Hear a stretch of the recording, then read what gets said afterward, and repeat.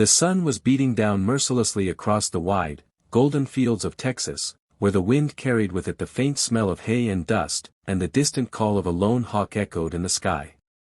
Luke Carson, a rugged cowboy with broad shoulders, sun-worn skin, and eyes as steady as the horizon, was working his land as he had every day since he could remember. His life was simple, tending the cattle, fixing the fences, and living quietly in the small ranch house that had belonged to his father before him.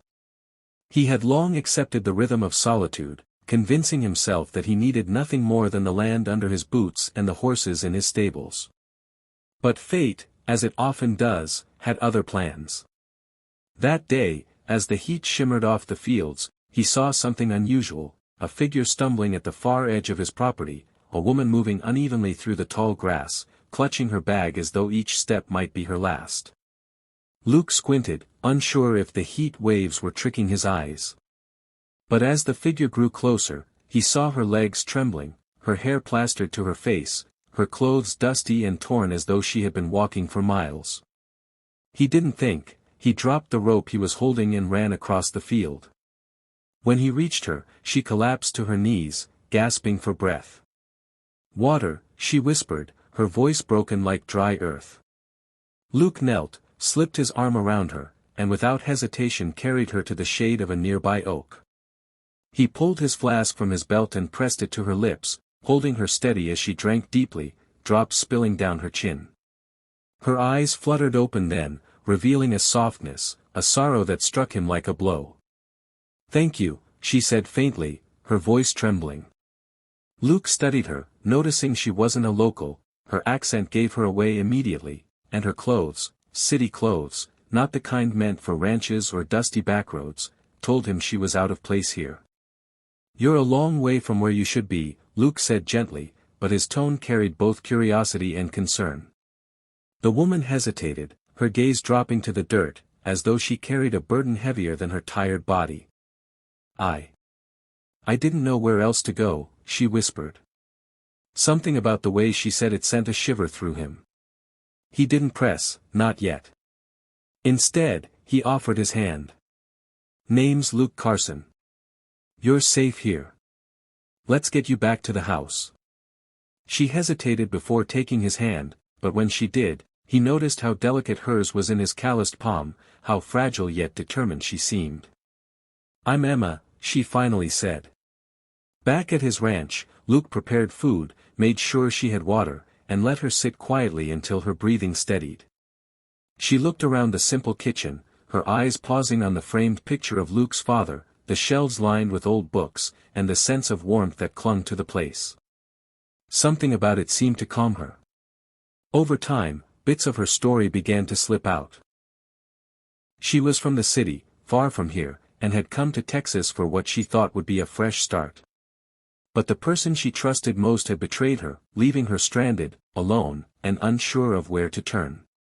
She had wandered for miles, searching for someone who wouldn't turn her away. Luke listened, his jaw tightening at the thought of someone abandoning her so cruelly. "You're safe now," he told her again, and this time, Emma believed him. Days turned into weeks, and Emma remained at Luke's ranch. She insisted on helping, cooking meals, mending clothes, even learning to ride one of the horses. At first, Luke resisted. He wasn't used to having someone around, let alone someone who softened the hard edges of his solitary life. But soon, he realized how her laughter filled the silence he had grown too used to, how her presence made the house feel less like a museum of memories and more like a home. And Emma, in turn, found herself healing in the wide open spaces, where the horizon stretched endlessly and kindness came not in grand gestures, but in small, quiet acts, Luke leaving a cup of coffee on the table before she woke, or making sure her favorite book was waiting by her chair. But not everything was easy. One evening, as the sky turned a fiery orange, Emma confessed the truth: she had been running, not just from betrayal, but from fear. The man she had trusted, the one who left her stranded, wasn't just careless, he was dangerous. He had taken money from her, broken her trust, and threatened her when she tried to walk away. "I thought if I could just get far enough, maybe he wouldn't find me," she said, tears glistening in her eyes. Luke's hands clenched into fists, anger flashing through him. But then he softened, pulling his chair closer to hers. You don't have to run anymore. Not alone. His words carried a weight Emma hadn't realized she had been waiting to hear. The turning point came one stormy night. Thunder shook the walls, rain lashed against the windows, and a truck pulled into Luke's drive. Emma froze when she saw the headlights, her face going pale. It's him, she whispered. Luke didn't hesitate. He stepped outside, rain soaking his shirt, and stood his ground as a man climbed from the truck, shouting Emma's name. The stranger was loud, demanding, his eyes burning with entitlement. But Luke, steady as the land itself, told him firmly, she's not going anywhere with you. The man sneered, tried to push past, but Luke shoved him back, his voice calm but fierce, you'd better leave before you regret it. The confrontation was tense, thunder roaring overhead, until finally the man cursed, spat into the mud, and drove away into the night. Emma collapsed into Luke's arms, sobbing with both fear and relief. For the first time in a long time, she felt safe. In the weeks that followed, Emma found herself not just safe, but free to rediscover who she was beyond the shadows of her past. She planted flowers by the porch, painted the old barn doors, and laughed more than she ever thought she would again. Luke, too, felt something changing within him. The quiet cowboy who once thought he needed nothing but his land now found himself waking each day with a sense of purpose that went beyond the fences and cattle. It was in the way Emma smiled at him across the dinner table, or how her hand brushed his when they worked side by side. Love, unexpected and undeniable, had found them both in the most unlikely of places. One evening, as the sun dipped low and painted the fields gold, Luke led Emma to the edge of his property, the same spot where she had stumbled into his life. This is where I found you, he said softly. Emma looked out over the land, remembering that desperate, broken version of herself, and then looked at Luke, the man who had given her water, safety, and something she thought she'd lost forever, trust. With tears in her eyes, she whispered, and this is where I found home. Their story was not one of fairy tales or grand castles, but of real love born from kindness, selflessness, and the simple act of seeing another human being's pain and choosing to care. Luke had offered water to a stranger in need, and in return, Emma had given him something priceless, companionship, laughter, and love. Together, they built a life not out of perfection, but out of compassion, resilience, and hope. And for the rest of their days, whenever they walked past that oak tree or looked out across the fields, they remembered the moment two lost souls found each other and created a love that would endure, quiet, strong, and forever.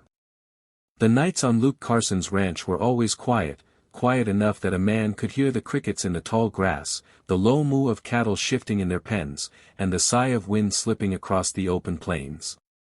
But after Emma arrived, the silence no longer felt like loneliness. It carried new sounds, her gentle humming as she prepared supper, the clink of dishes in the sink, the soft rustle of pages as she read by the fire. For Luke, those small, ordinary things became extraordinary, because they reminded him that life could still change, even when a man thought he'd settled into his fate forever. And for Emma, every moment was a step toward healing. Still, there were shadows that lingered. Some nights, Luke would find Emma sitting on the porch long after the stars had filled the sky, her hands wrapped around a cup of tea gone cold. He'd sit beside her, neither of them speaking at first, until she'd whisper fragments of her past, about the city lights she once loved, the dreams she had carried with her when she first left home, and how quickly those dreams had been poisoned by betrayal. She had trusted the wrong man, someone who disguised charm as love but knew only how to control and take. Luke never pressed her for details she couldn't give, but he always listened, his steady presence telling her that she no longer had to carry her pain alone. To distract her from the heaviness of memory, Luke taught her the ways of the ranch. He showed her how to saddle a horse, how to mend a broken fence, how to read the sky for signs of rain. Emma, though unaccustomed to such work, threw herself into it with a determination that surprised him. She laughed when she stumbled in the mud, cheered when she finally managed to ride a horse on her own, and smiled so brightly that Luke sometimes had to look away, afraid she might see the growing affection in his eyes.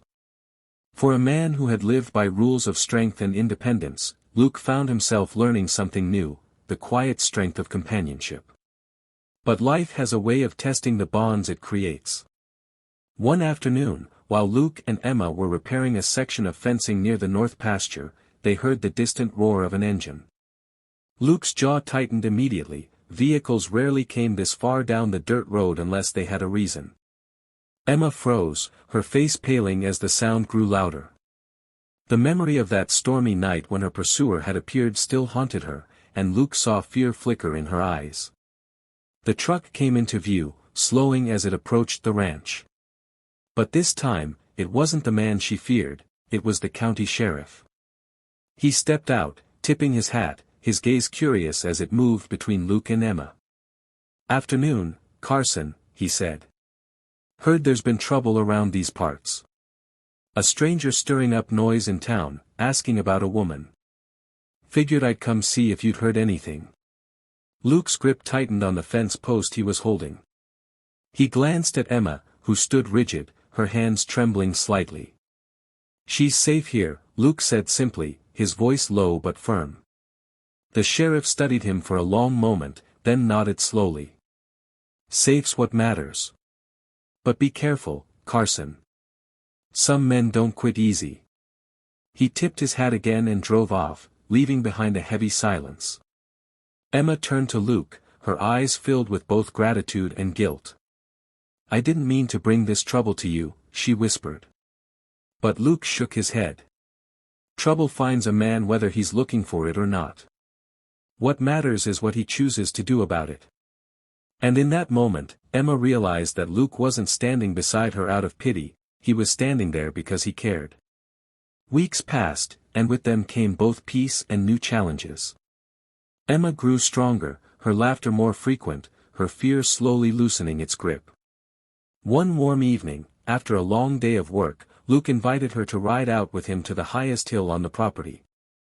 From there, the land stretched endlessly, rolling fields bathed in golden light, the horizon a line between earth and sky. "This was my father's favorite spot," Luke told her, his voice softened by memory. "He used to say a man could see forever from here, if he only had the courage to look." Emma stood beside him, the wind lifting her hair, and whispered, "Then maybe forever is closer than we think." Luke turned to her, his heart thudding in his chest, and for the first time, he let his hand linger on hers. The world seemed to still around them, as though even the wind was waiting. It was not a confession spoken aloud, but in that touch, in the way Emma didn't pull away, everything was said. The climax of their story came unexpectedly, on a day that began like any other. Luke had ridden into town for supplies, leaving Emma at the ranch. But as the sun dipped low, she heard the sound she dreaded most, the crunch of tires on gravel, the slam of a truck door. The man from her past had returned, his voice calling out, harsh and demanding. Fear shot through Emma, but this time, something inside her had changed. She wasn't the same lost woman who had stumbled into Luke's field. She had found strength, not just in herself, but in the life she was building. She ran to the barn, grabbed the old shotgun Luke kept there, and stepped out onto the porch. Her hands trembled, but her voice was steady. "Leave," she called out, "or I swear you'll regret it." The man froze, surprised by the fire in her eyes. At that moment, Luke rode back into the yard, dismounting with fury written on his face. He strode forward, placing himself between Emma and the intruder, his voice cold and sharp as steel. "You hurt her. She's not yours to hurt. Not anymore." Something in Luke's stance, unshakable, protective, certain, finally broke through the man's arrogance.